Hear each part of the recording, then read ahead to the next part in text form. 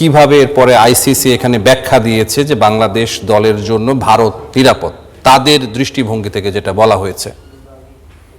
এখন কি আমি এটা বলতে পারি না যে আপনি তাদের যেই মানে তাদের যে ব্যাখ্যাটা হচ্ছে এমন যে বাংলাদেশ টিমটা পুরোপুরি নিরাপদ থাকবে, ব্যাপারটা তাই দাঁড়াচ্ছে তো, তারা সেটা দাবি করছে। এখন আমরা যখন ইনস্টিটিউট ফিল করছি তাদের মানে একটার পর একটা প্রেক্ষাপট তারা তৈরি করেছে, সেই প্রেক্ষাপটের জবাবে আমরা যে একটা সিকিউরিটি অ্যাসেসমেন্ট নিয়ে আমাদের যে একটা শঙ্কা তৈরি হয়েছে, সেই শঙ্কার জবাবটা কি আমরা প্রপার পেয়েছি?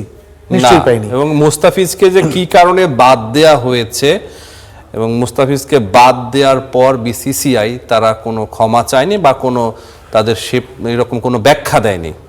আপনি দেখেন এমনি কিন্তু বিশ্বকাপটা এমনভাবে হচ্ছে যে পাকিস্তান ভারতের বৈরী সম্পর্কটা কিন্তু লেগে আছে বিশ্বকাপের গায়ে, যার কারণে টি-20 ওয়ার্ল্ড কাপে পাকিস্তানের জন্য সেপারেট একটা ভেন্যু করা হয়েছে। শ্রীলঙ্কার মাটিতে তারা ইভেন ইন্ডিয়ার সাথেও খেলবে। আইসিসি থেকে বাংলাদেশের উপর এখন কি ধরনের চাপ আসতে পারে? দেখুন, আইসিসিতে কিন্তু ওয়ার্কিং গ্রুপ যেটা সিওর থেকে শুরু করে বিভিন্ন ডিপার্টমেন্টের হেড, ওনারা কিন্তু ম্যাক্সিমাম কিন্তু ইন্ডিয়ান হলে এখন দেখা যায় কি আইসিসির প্রেসিডেন্ট হচ্ছে ইন্ডিয়ান,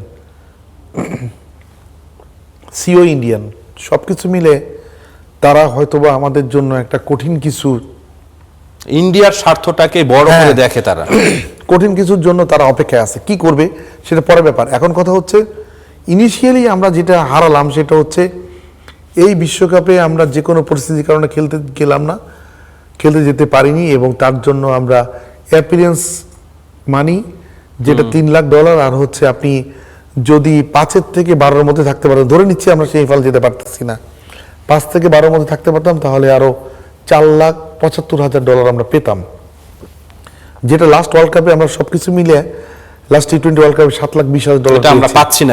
এবার আমরা $7,75,000 পেতাম, যেটা ওদের তো আপনি রেভিনিউ পলিসিতে একটু গেইন করেছে এবার ওয়ার্ল্ড কাপটা, গত ওয়ার্ল্ড কাপের থেকে তুলনামূলক এবার টি-20 ওয়ার্ল্ড কাপের প্রাইজ মানিটা বেশি, অ্যাপিয়ারেন্স ফি বেশি, সবকিছু বেশি, সেইটা আমরা মিস করি।